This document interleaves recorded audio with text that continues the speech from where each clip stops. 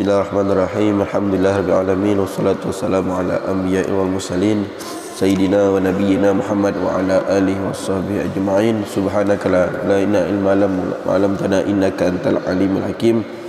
Rabbi shrah li sadri wa yassir li amri wahlul 'uqdatam min lisani yafqahu qawli. Amma ba'd. Wa qala mu'allim al-imam hujjatul Islam Abu Hamid Muhammad bin Muhammad Al-Ghazali At-Tusi nafa'ana Allah bi'ulumihim fid darin amin. Idan qala wa yanbaghi an tu'idda nubla qabla qada'i hajat wa alla tastanji bima'il fi mawdil qadil hajat wa in tastabra'i wa an tastabri'a minal bul bitanah nuhi wa natwi wa natri salasan wa imrayad yusra ala asfil qasib. Alhamdulillah, wassalatu wassalamu ala rasulillah sayyidina wa nabiyyina Muhammad wa ala alihi washabihi wa mawala. Ya, kita dapat melanjutkan kajian kita, yaitu dalam kitab Bidayatul Hidayah. Apa-apa yang diterangkan oleh Imam Ghazali dalam sebuah kitabnya. Kemarin dijelaskan tentang adab masuk di dalam kamar mandi. Sekarang yaitu masih berkaitan dengan hal tersebut. Wa yanbaghi an tu'idda nubula qabla qada'il hajah.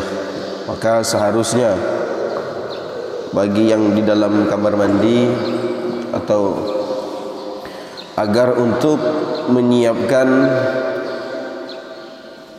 nubulah ini, persiapan apa-apa yang berkaitan tentang qada'il hajah, contohnya air, centong, apa berkait dengan itu harus kita siapkan terlebih dahulu. Kalau seandainya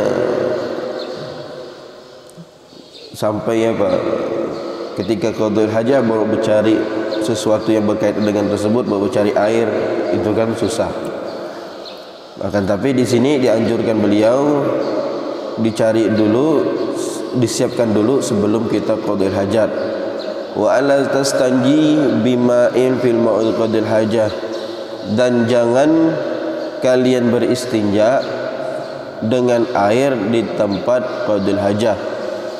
Jadi air di dalam WC ini disebutkan Imam Ghazali dikategorikan yang mana air itu mudah terpecik oleh najis. contohnya tempat yang sangat rendah atau wadah ember yang kecil sangat rendah sehingga air najis ini bisa kepercikan di dalam ember tersebut. Karena kalau sesuatu najis masuk di dalam ember ini tidak kita ketahui, otomatis kita beristinja dengan sesuatu yang najis. Wa antastabri'a minal bul bitanah nuhi wa natwir salasan. Dan kita dianjurkan juga dengan ketika buang air kecil ini dengan berdehem-dehem, tapi berdehem ini bukan dehemnya dari tenggorokan, tapi dehemnya dari perut, asalnya dari perut, bukan kan gini. Ini kan orang serak gitu. Jadi dehem kita ini yang sumber dari perut kita, sehingga tidak ada lagi setelah kita buang air kecil ini tidak ada bekas. Kemudian wa bi imraliyat yusra ala asfal qasab, dijelaskan di sini diurut bagian bawah, di bawah bijinya itu biji ada bawah ini tuh, diurut sampai ke atas dengan menggunakan jari di sini ibham wal musabbihah, jari telunjuk jari jempol dan jari telunjuk, diurut sampai ke kemaluan dari bawah. Itu bagi yang laki-laki. Terus bagi perempuan bagaimana? Kan mereka tidak punya itu batang. Kalau Imam Nawawi Al-Bantani, beliau menjelaskan kalau perempuan tu cukup diurut bagian anahnya saja, yaitu bulu kemaluan di atas itu. Ini posisi perempuan. Tapi yang di atasnya tu diurut, bukan bagian bawah, supaya tidak ada bekas air kencing yang tertinggal.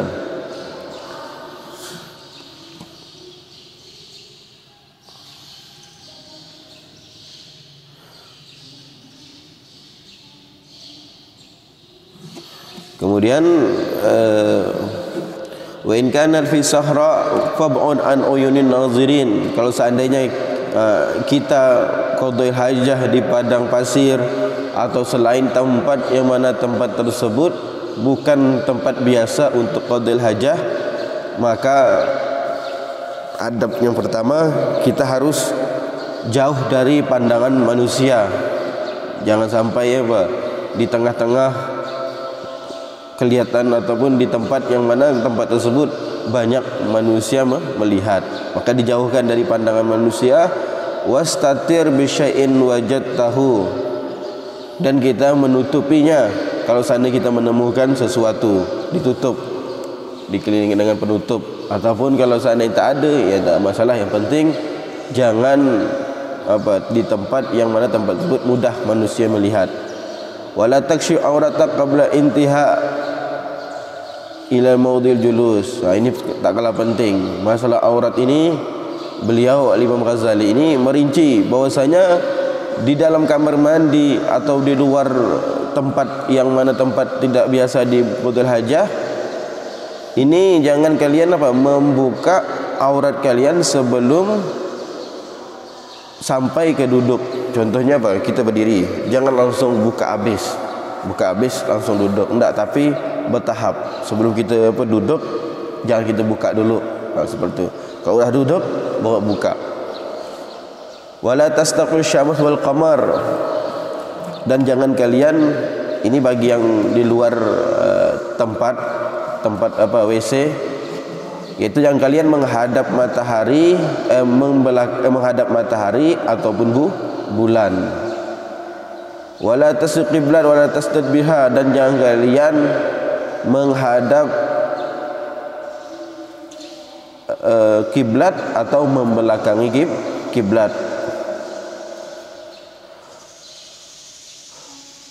Nah, kemudian wala tajlis fi mutahaddatsin nas, dan jangan kalian qadil hajah di mana tempat biasanya manusia ramai di tempat tersebut.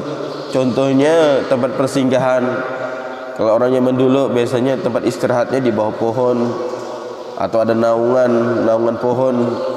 Mereka sering ngumpul di situ, kita istinja di situ. Itu tidak boleh, bukan adabnya. Kemudian wala tabul fil ma'ir rakid wa tatasajar musammar, dan jangan kalian buang kencing di air yang tidak mengalir, air yang tergenang, itu tidak boleh.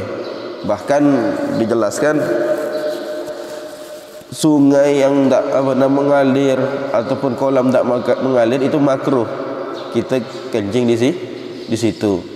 Terus ada pembahasan bagaimana dengan WC kita sekarang ini. Ini kan apa? Tergenang kan airnya. Tidak mengalir seperti sungai, tapi tidak jadi masalah.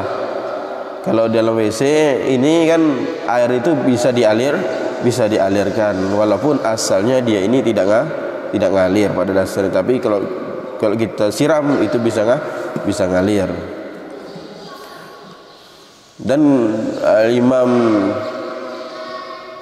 pengarang Subuh Salam Muhammad Ismail, beliau menjelaskan tentang perihal seseorang yang buang air kecil di malam hari tapi di sungai atau sungai yang kecil tempat aliran. Itu ada yang ulama melarangnya. Jadi sebab apa? Karena pada malam hari makhluk-makhluk lain itu beristirahat di sungai yang kecil. Maka ada sebagian itu memakruhkan, takutnya kita terkena ke makhluk yang tidak bisa kita lihat. Tapi Imam Nawawi mengatakan tidak masalah. Karena suatu yang gaib ini tidak menjadi sebuah patokan kita. Karena kita hukum Islam ini, hukum fikih ini nahkum bi zahir wala nahkum bi zarair. Menghukum itu dengan yang secara zahir, yang tidak nampak ini tak bisa kita bikin jadi landasan walaupun itu benar. Kemudian wa tahtas sajar muthamarah, dan jangan kalian kencing di bawah pohon yang sedang berbuah. Wala fi juhri, dan di lubang-lubang. Lubang, misalnya kita ketemu lubang, jangan kita buang qadha hajat di tempat lubang tersebut. Mungkin ada makhluk Allah di dalam tersebut, yang makhluk tersebut terganggu dengan perbuatan kita. Karena di dalam kehidupan ini dan dikategorikan orang tersebut tergolong orang soleh, mereka ini melaksanakannya hak hambanya Allah dan melaksananya hak dia kepada Allah. Kalau hak sesama manusianya, sesama makhluk Allah itu terpenuhi walaupun sama binatang, ini berarti mereka ini termasuk tergolong orang yang soleh, tingkat kesolehannya. Nanti ada soleh, terus orang ini orang yang siddiq, orang ini orang yang min wali Allah. Kemudian wahzar ardal salbah wa muhabbarih ihtiramil rasyad biqauli ta'ala innal amata 'alal qubur minhu. Kemudian kita dianjurkan Rasulullah untuk qadil hajah ini di tanah yang lembut. Karena Rasulullah tu ketika mau buang air kecil itu digemburkan dulu tanah tersebut biar percikannya itu tidak kembali lagi atau tidak banyak percikannya. Atau ketika angin menghembus, angin kencang gitu, kencing di situ kan bisa air kencingnya bisa lari ataupun bisa percik ke percikan yang ke lainnya. Karena ada sabda Rasulullah sallallahu alaihi wasallam, seseorang itu diazab oleh Allah akibat buang, kebanyakan manusia diazab di kubur akibat masalah istinja tak gena. Kan peristiwa Isra Mi'raj ada seperti itu. Ditanya Jibril, apa akibat orang ini, masalah ini apa akibat apa orang ini diazab oleh Allah? Oh, mereka ini semasa hidupnya tidak perhatian dengan masalah ini, yaitu masalah air kencing istinja. Karena kita masalah najis ini ya diperhatikan.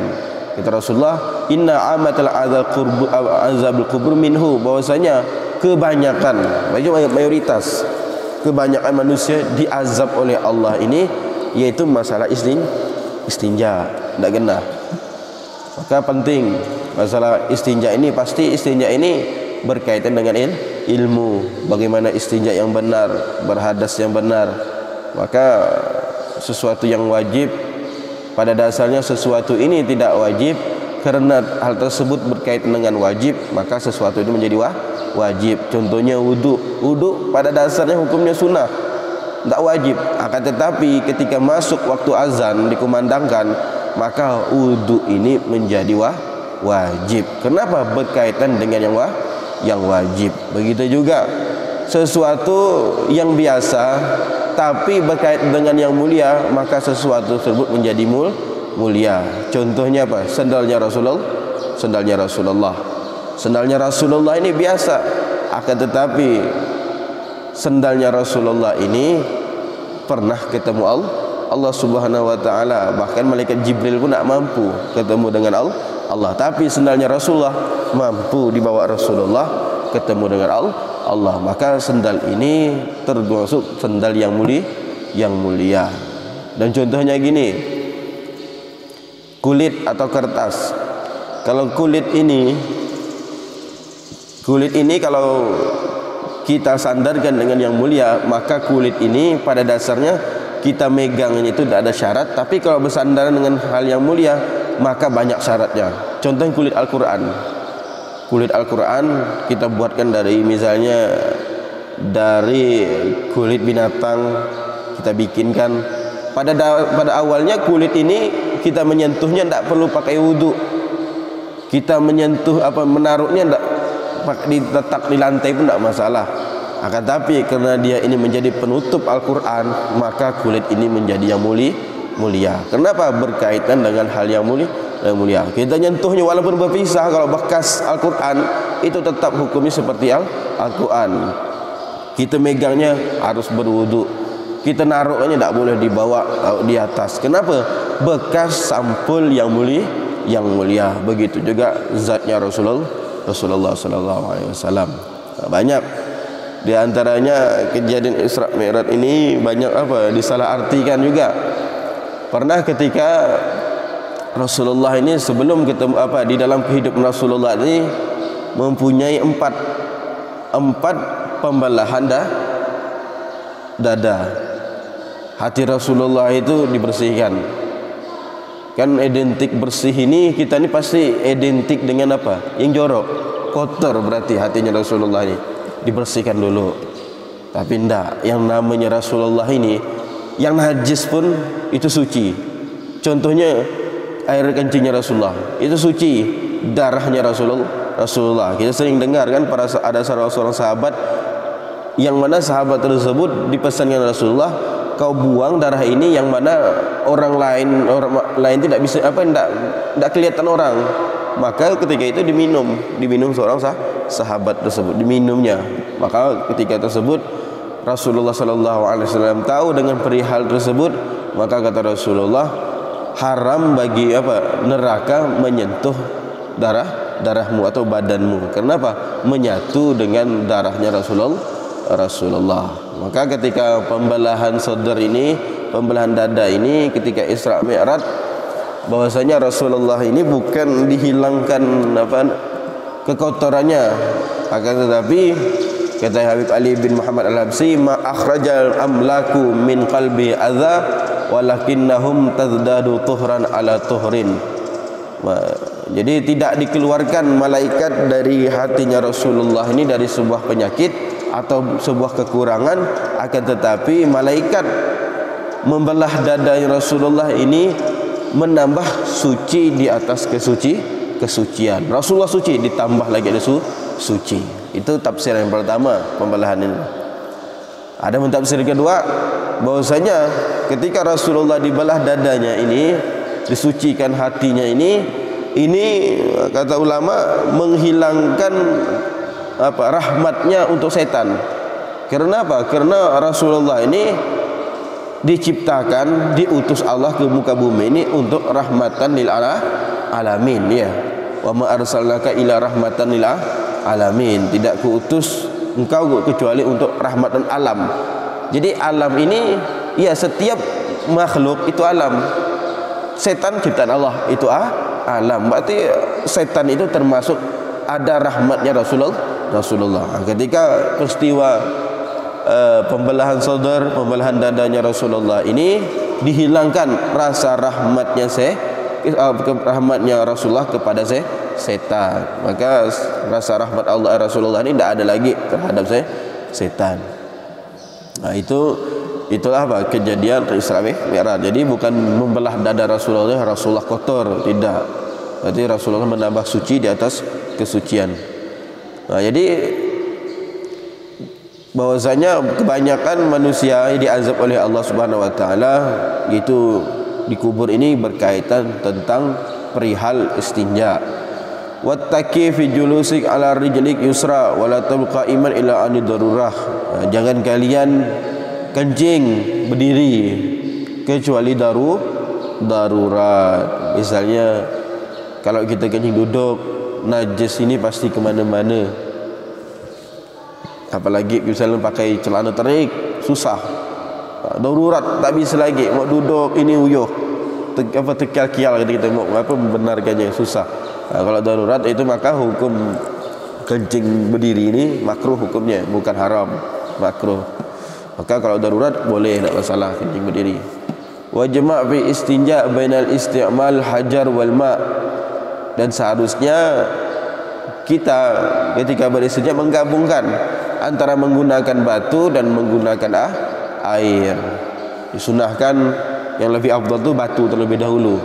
Jadi kotoran dulu diangkat dulu, ainun najasah diangkat dulu, baru kita bersihkan dengan air.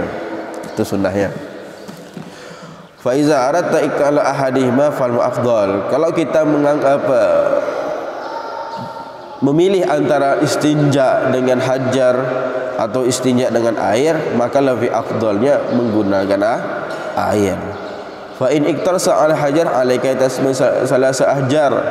Kalau seandainya kita menggunakan batu, maka wajib atas kita untuk memakai 3 bagian batu yang suci, atau 3 buah batu, atau 1 batu tapi dengan 3 posisi, kanan, kiri, bawah. Misalnya kita bersihkan 1, jangan timbal lagi, 2, bawa 3 kali. Yang penting syaratnya bisa mengangkat najis tersebut. Tamsahu biha mahalnahu bihaisu la tanqul najasa anil mawdi'a. Mengelap bagian najis tersebut sekiranya tidak ada najis lagi.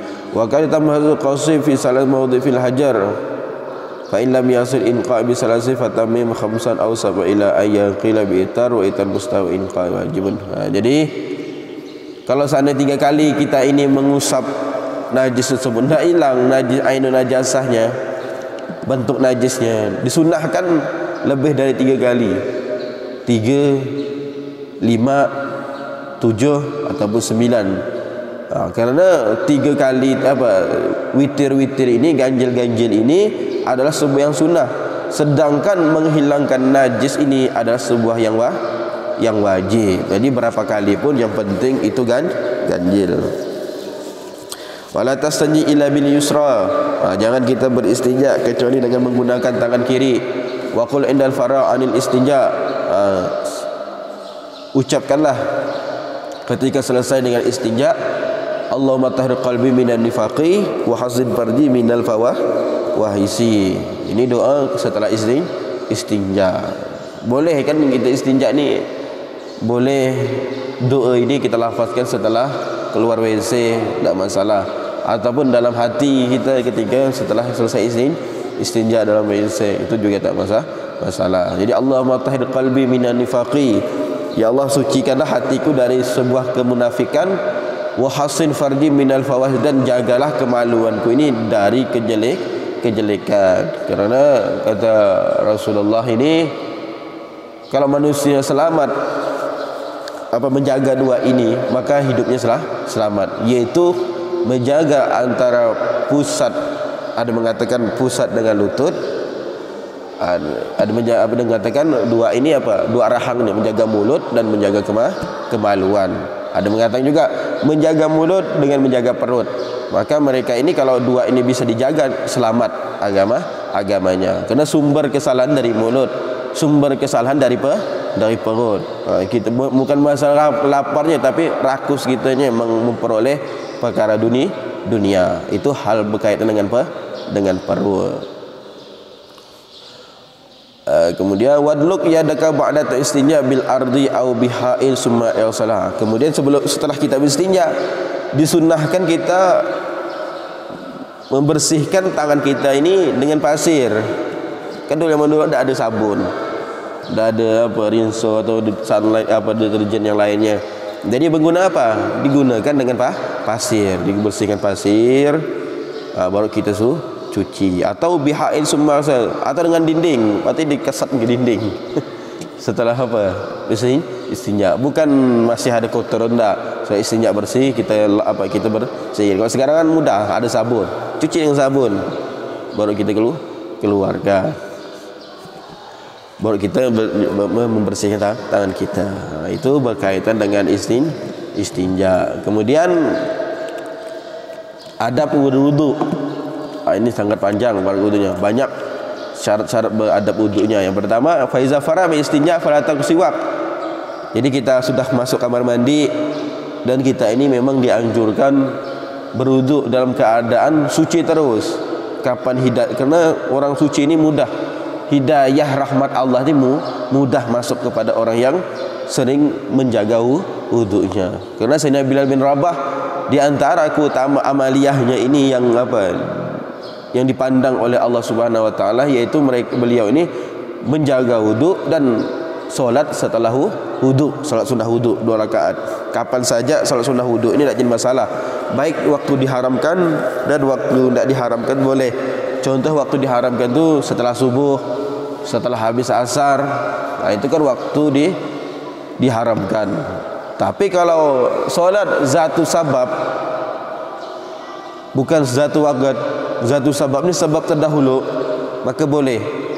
Waktu diharamkan boleh. Contohnya salat sunnah wudu, salat sudah tahiyatul masjid, kan sebab masuk masjid. Atau lagi ada salat yang sebab terdahulu yang lainnya, maka boleh di waktu diharamkan. Apalagi istisqa, minta hujan, sebab dulu, sebab panas kan gitu. Sebab panas terlebih dahulu baru kita minta hujan. Jadi waktu asar dilaksanakan, habis asar pun tidak masalah melaksanakannya. Kemudian habis istinja kita dianjurkan berwuduk lagi, yaitu jangan sampai meninggalkan siwak.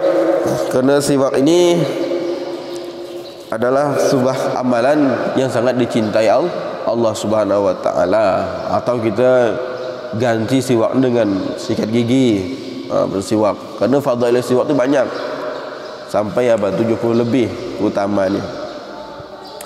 Fa innahu mutharun li fam, bahwa siwak ini mensucikan mulut, wal mardatun li rabb. Siwak ini salah satu yang sangat diridhoi Allah. Jadi kalau kita pikir ridhonya ini sangat mahal. Kita ibadah, solat, puasa, semua ini cuma satu hal, kita mencari ridhonya Allah. Kalau kita tahu di mana letak ridho Allah itu, dah tidak usah solat game. Berarti kita dah masuk surga. Karena manusia ini masuk surga ini kerana ridhonya Allah, bukan kerana amaliyah kita. Kerana dalam sebuah kitab tafsir itu ada Bani Israel, ada seorang Bani Israel ini sebelum Nabi ini minta kepada Allah. Kan zaman dulu kan umurnya panjang. Aku ini beribadah udah 500 tahun.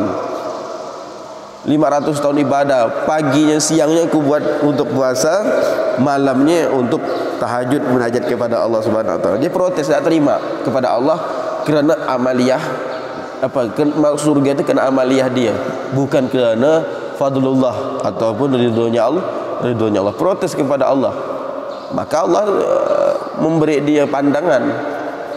Kau hitung, kalau seandainya satu nikmat je dilepaskan Allah, misalnya nikmat pandangan, bisa tak kau beribadah seperti ini? Malamnya ibadah, siangnya ibadah. Sungguh tidak bisa. Kerana apa? Semuanya ini kita amaliyah kita sehari-hari, baik hadir di majlis, solat, fardu, sedekah, kita niat tak lain tak bukan mungkin di situ ada letak ridhonya Allah Subhanahu wa taala. Kerana Allah itu menyimpan ridhonya dan menyimpan murkanya. Ridhonya ini di segala kebaikan dan murkanya Allah ini di segala maksiat. Walaupun maksiat yang kecil, nauzubillah. Walaupun kita ini berpandangan bernyikap kepada seorang yang maksiat yang besar, jangan kita seuzon dengan orang yang maksiat. Mungkin dengan maksiat ini dia bisa diampunkan Allah, tapi dengan maksiat kita yang kecil, maksiat pandangan, maksiat pendengaran, Allah tidak ridho kepada kita. Maka segala hal berkait dengan maksiat, intinya kita jaga, jangan sampai kita masih maksiat walaupun kecil. Tapi kalau berkaitan dengan